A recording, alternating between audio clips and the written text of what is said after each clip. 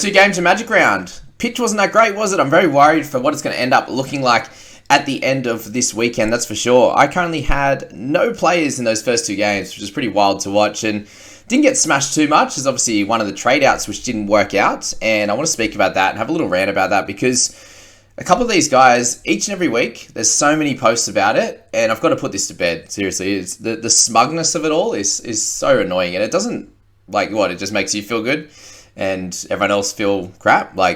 This one didn't bother me because it's funny because the other side of the coin happens all the time too. We have Preston here. He obviously came out and scored a double and looked great.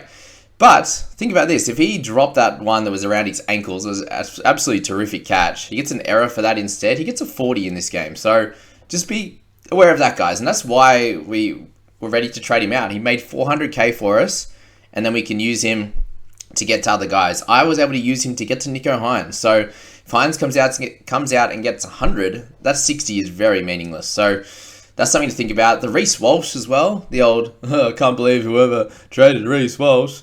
Okay, beautiful. I never owned him. He got 57. He did great. But what you're looking at there is someone who has the ability to do that. And of course, yes, I'd personally sit there and say, okay, yeah, it's probably silly to trade out Walsh. But the main reason for not trading him out wasn't his schedule, because this game was always going to be getting a 50 or 60. We probably kind of got out of it okay. He started pretty poor, and then he dominated from there. So he could have come out and go to 65, 75, something like that. And he didn't, so that's fine. But the last few weeks he's been getting 20s, and now you get the 57. Awesome. The next 2 weeks, he's going to be playing Storm and the Panthers, and then likely goes to Origin. He probably does make the squad if he can fix up a couple of those errors. So, him, if you did trade him out, it's unfortunate, and you probably should have waited, and I think you probably should have held, just because the wing fullback position is so tough. But I have not seen one post about, where are those idiots that traded Payne Haas? Crickets. Sometimes you get them right, sometimes you don't get them right, and that's completely okay. If you traded Payne Haas last week, you're able to use his cash I use his cash to go to a Jack de Belin, to go to Jack Bird, these types of players, right? Bird's going to do fine. He didn't score great last week, but he's going to be fine longer term. And I got de Belin, who scored a 74. Those people that held on to Haas, they held on to Grant this week. Where are those people talking now? Payne Haas got 50, and I am thanking my lucky stars that he got 50, because in this game, he's absolutely dominant each and every one. And he could have come out and got 80, and then it's okay, I really got burnt for making that trade. But I don't see anyone talking about, I'm sure the people that held on to Preston and are making those posts, they own Haas as well. And he got a 50, and he's priced 200k above that 50. So you missed out on his points last week, you get a 50 this week. Very lucky on my end. I was very unlucky on the Preston end. So it comes and goes, guys, and it doesn't always work out the way. So just remove the smugness, please. It's frustrating to most people. I know I used to get triggered by it, and I don't anymore, because I just more look at it and think it's very stupid. And it's a lot of people listen to as well. It's people in these Facebook groups that are higher figures and stuff like that. That people actually get, or people that seem to be doing these posts all the time. So yeah, leave them out of your life. Don't worry about those guys. Think about your trades and what's happened over the last few weeks and what's happening in the future. And if that sets up for your plans, then that's great. If there are stupid ones, we will tell you. I'll say no. I'll just be like, is this trade good? No. Just don't do it. But yeah, that's that. All right, ran over. What a game. 34-30. I did pick the right team, thankfully, in the Raiders. 34-30 in this one. Matt Tomoko, one of those guys that's been very dominant this season. He's averaging 47 now, so he's going to get up over the 600k mark. And I saw a few people pick him up, and he's still very, very low ownership. And it's definitely one of those sensors that's under 600k that's done a good job and will continue to over the next bunch of weeks, all the way up until they're buying 16. So well done on that one. Spoke about Preston there. He's great. He's a great young talent, and yeah, if you hold on to him, great. I could have gone Hosking to Horsburgh. And sitting there last night, it's oh yeah, that sounds great. But what if Hosking comes out and gets 70? It could happen as well. And then you're oh, well, that'd be a bad trade. Whatever. Is what it is. Hudson Young, 57, did pick up a try and a line break assist, 3 offloads in this one. Doing his job, guys. If you looked at him in the last sort of 4 to 5, 6 weeks, he's been really improving on that average. He was down in the 20s for a good portion there, back up to 48 now since sort of that first 3 rounds. Corey Horsburgh, he's the one I want to talk about, because I'm very thankful for Sticky this week for giving him that extra little bit of rest. And I was hoping that, I think they were up 14 when he went off. And I was like, please keep it close. Please keep it within, outside of a couple of tries, because it likely means he won't come back. And it did kind of get close to the end, and he came on for the last play. But for him to get 30 tackles, and the reason he got 30, guys, is because there was so many points in this game. I'd suggest that would be going up next week. He, at the moment, is playing better than Joey Tarpany. So yes, Tarp's got more minutes this week. Great news. But Horsburgh is playing better, and I'm really considering dropping him in my side next week. He'll be up at around that 650 mark.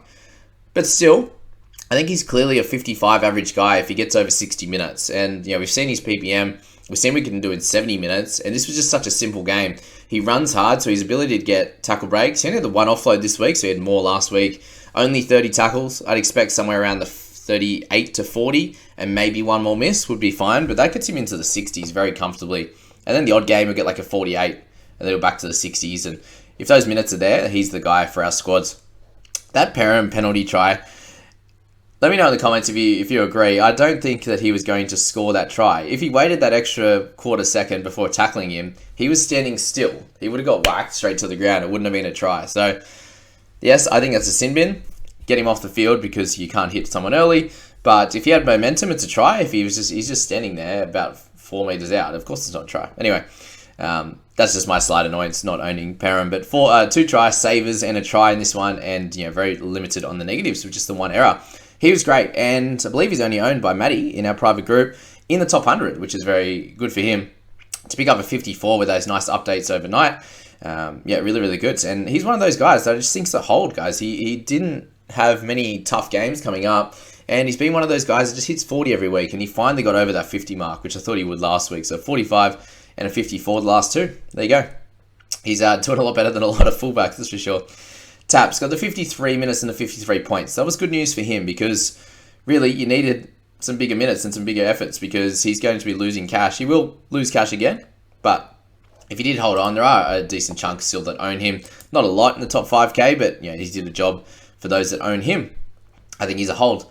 Reed Marnie, 46. You obviously just hope the minutes are going to stay. Reedy there, 46 in this one. He did get a try assist. He did have 4 errors and 4 missed tackles and 2 penalties in this one, just to slow that down with a 40-20. So he keeps getting attacking stats in some way, but can't get 50, which is frustrating. So if you do own him, that's 2 decent scores in a row without being spectacular. So that's that with him. Matty Burton, 42 in this one. He had 5 goals, 1 try assist, plenty of crazy bombs, and hardly ran the footy. So you needed that up for him to get those attacking stats that he's been getting the last few weeks with the odd line breaks, the tackle breaks there. But the one offload was okay, but no tackle breaks is very hurtful. So if you own him, it's frustrating for sure. Josh Papali'i, 42, was solid. King, 41, so straight back into it, 51 minutes. Wild that he was meant to be out for 3 weeks, and he wasn't. Fogs there with 40 in this one, 2 try assists. He had a good run there at one point, almost made a line break. They didn't give it to him, 26 meters and 3 tackle breaks to go along with very low kick meters in this one. And the big thing with him now is obviously with so many points being scored, he's not goal kicking. So I just see him as not being as important to this squad if you're looking at your fantasy team, that's for sure. Davida Pangai, he came out of this looking incredible. I think it was mid-30s in 30 minutes and then only got the 44. Had the head injury assessment at the end, which kind of cooked him a bit. And those that sold him, you're happy with selling him now for sure. Waddell, 38. Croker, 37. If he wasn't priced so high at the start, I think a lot of people would have actually grabbed him. If he was about that 250 mark, I definitely think people would have slotted him in the side and got a try fairly early again. In the second half of this game. And yeah, it was okay. Kicked his goals, did his job. If you're looking at Fatala Mariner, this is the PPM we're talking about, and it's probably why you shouldn't have picked him up. But 35 still makes him some cash if you did, and you're holding on steady. But Max King coming back drops his minutes for sure. Karaz had a nice run at one point off that crazy bomb that he ended up going through and all the way to the end and throwing that assist back to Avrillo, which is really spectacular. So yeah, good to have him back. He will lose some more cash, and if he gets into those like high 400s, I think he's going to be a solid one. Probably in round 14, to be honest. So keep an eye out on Karaz if he comes back fit and well. He ran about, 100 meters apart from that sort of length, or not length of the field, that 40, 50 meter run there to get that pass back into Vrelo. So something to look at is just him getting those meters up. Oluapu, 23, played 50 minutes, and this one, 21 tackles for 2 misses is great. Only ran the footy a little bit, and also had the 1 turnover tackle and 1 kick. So with Oluapu there, it's okay. A lot of people actually picked him up, so he will make a little bit of cash. If he keeps getting 20s though, he probably only gets about 70, 80k. He needs to get that one big score, and I'm personally looking at him hopefully in like around 14, but he might be closer to 300k. If he gets that start, then he should be able to hit somewhere in the 30s on a regular basis against those lesser teams. If you have Alamoti, what do you do now? It's likely you probably just hold because Addo-Carr's coming back. He does have the buy in 13. This was probably the week to sell him. If you didn't, it's frustrating. Six tackles for 4 misses. Not good at all. He had a forced dropout. He had 114 meters and 4 tackle breaks, so that part of it's fine. It's just the no attacking stats and the negatives in terms of the misses, which suck. Xavier Savage got a line break and a try, 19 points. He goes down in price this week, and that's great news. And if he eventually gets into the fullback spot, he's so electric, and it's good to see him back in full flight a couple of times there in that one. And Declan Casey, a shout out to him for a 1 in 80 minutes of action. Woohoo. Okay, let's go Manly Broncos. And we spoke about Payne Haas a little bit. Let's start with him. And really, for him, it was the minutes, 58. It was a kind of a, especially in that first stint, they were scoring a lot of tries. There's a lot of time with him chilling. And, obviously tackles are pretty low as well compared to the 30-odd that he's been making.